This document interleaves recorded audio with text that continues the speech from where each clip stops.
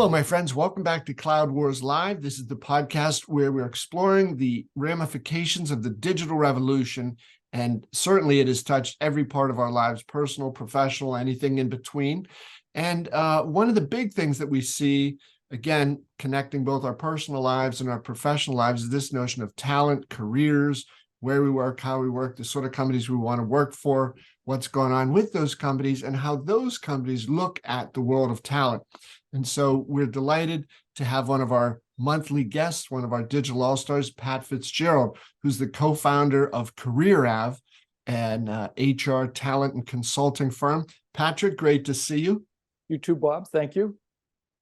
Pat, so you have been at this a little while. You've seen the whole area of talent recruiting, what companies want, what they value, the sorts of things that highly talented people are looking for in corporations. And I just think over the few years that we've been talking about this, Pat, you've always shared, terrific insights, right? You're not bringing personal agendas to things. You're looking at, what do companies want and need right now? What do people on the talent end, what are they looking for, and how both sides can win in that. So I offer that little bit of a preamble here just to say you've got some interesting things that you wanted to talk about today. And I just wanted to be sure to set a perspective. You're looking at this from a long lens of history, achievement, success for yourself, your clients, both the companies and the talent people. So with that, I just wanted to turn it over to you to let you set the stage for what we're going to chat about today.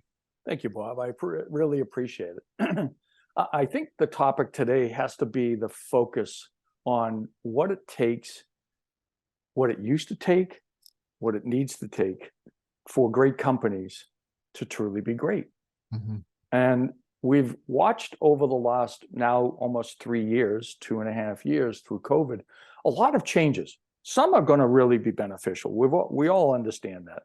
Some are going to really be, I feel, strongly challenging. Mm-hmm. And I've done some research. I've reached out to a lot of our contemporaries and all the companies that you and I certainly talk to. And there seems to be a general consensus, that there's some real questions about, what's become the priorities in the last few years.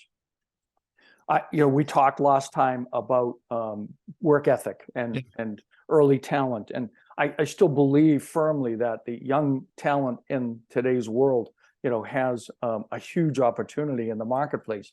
And companies that can capitalize on early talent and really drive their diversity agendas from the early talent perspective is a wonderful aspect. And enabling those hires to become educated, to create learning programs. But my worry is that over the last few years, I think we've seen, and I don't want to be controversial here, but I want to use the right terminology. I think we've seen my space, the HR, I'm a recruiter, but the HR space, we're functionally a subset of human resources, leadership, really be, I think, corrupted, waylaid by a single focus on DE&I. First of all, let me try really hard not to make this too controversial. Diversity, inclusion, and equity is really important for any great company to be great. It always has been. What I found, and like you said, Bob, in my history over the years that I've been in this, I've seen cycles, but I've been blessed to work for phenomenal executives that have always been focused on diversity of ethnicity, diversity of experience, diversity of talent, certainly diversity, of gender. And we've always made it a priority. And I think, honestly, those companies in the early days back 10 years ago, 20 years ago, that always had a focus on diversity of thought, right, based upon functional, characteristics, really ended up being very strong. And I think it created a lot of very strong companies over the last couple of decades. What I'm hearing and what I'm seeing in the market today is that DE&I is the only focus. Mm-hmm. Now, I'm not saying that across the board. I'm just saying generalities. There are great companies that have been corrupted into a single focus over the last couple of years. Again, priority, but it's one of three priorities. It needs to be one of three priorities. It can't be the only priority. And I think what I'm hearing from a lot of my friends in the big companies that now are doing layoffs, it's this DE&I focus over the last couple of years that created an arrogance in these companies, and they overhired to meet these DE&I agendas. And now they're having to frankly lay off. They're laying off some of these people that they hired because they didn't focus on the other two priorities, culture and talent. You have to have all three to make a great hire. Can these people do the jobs? Do they have the capacity? It isn't just the early talent, but if you're hiring DE&I at the professional and executive level, you have to rely on the other two priorities, culture fit and talent. Can they do the job? And what I'm hearing is that wasn't the priority. And so we're seeing this, a lot of layoffs. We're seeing a lot of great companies do second and maybe even heading towards third rounds of layoff. I heard this year we'll see a lot of our friends and companies starting to look at, early retirement programs, dropping it from 59 to 55. Certainly we're seeing some of that.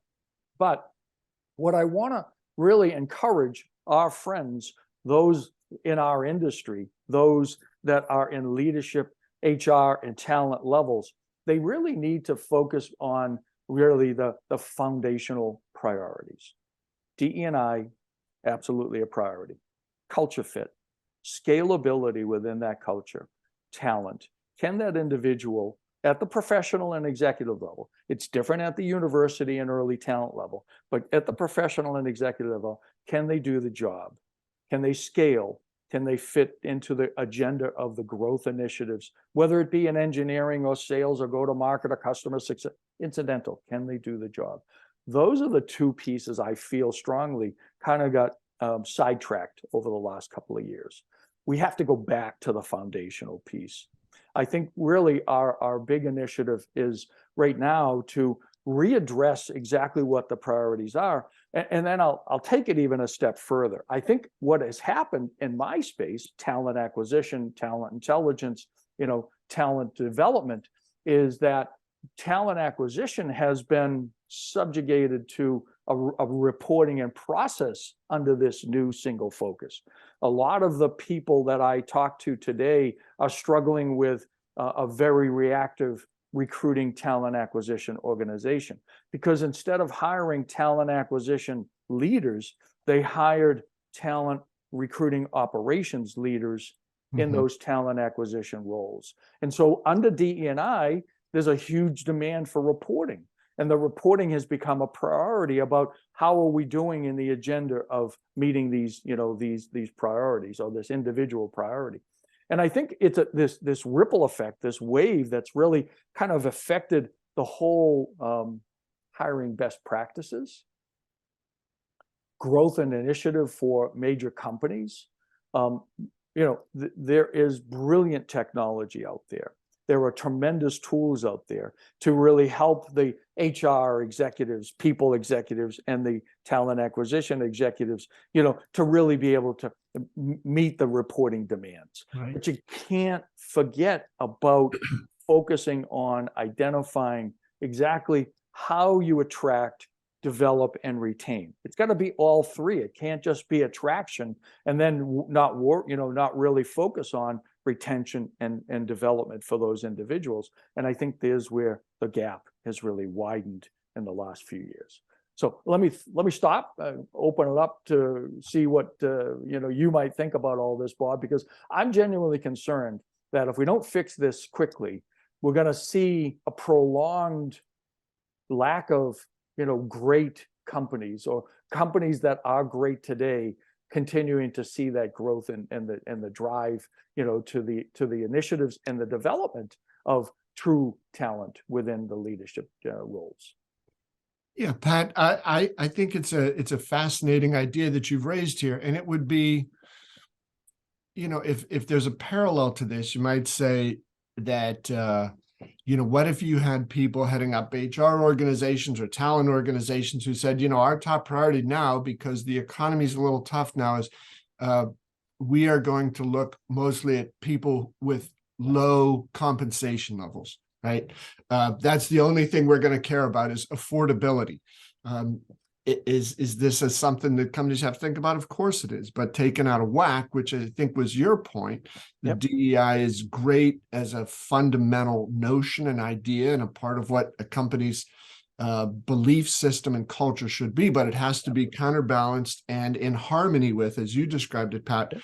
talent and culture. And when that gets out of whack, I mean, it's the same thing as saying, hey, we're going to see if we can replace all our executives with somebody who'll take half as much. It's taken a good idea to an extreme Yep. where it's no longer helpful. And Pat, the rise of the DEI initiative, where it sort of trumps everything, came at a time, as you pointed out, with the of extraordinary changes. Almost 3 years now since the pandemic hit, and everything about business changed, and how customers change, and how we engage, and how we work, and where we work, and what we do. So I don't know that in certainly in my lifetime there's ever been a period of just this level and this intensity of business change as we've seen in the last 3 years. So that's one extraordinary fact. Yeah. You add on to that now, whereas I believe the point you're making is DEI is a wonderful thing, but when it is not in its proper balance, Correct, with culture and talent, it's not necessarily going to be a helpful thing because it takes you out of whack. So you counterpose that against this notion of the rise of that out of balance tendency during a time of just extraordinary business change.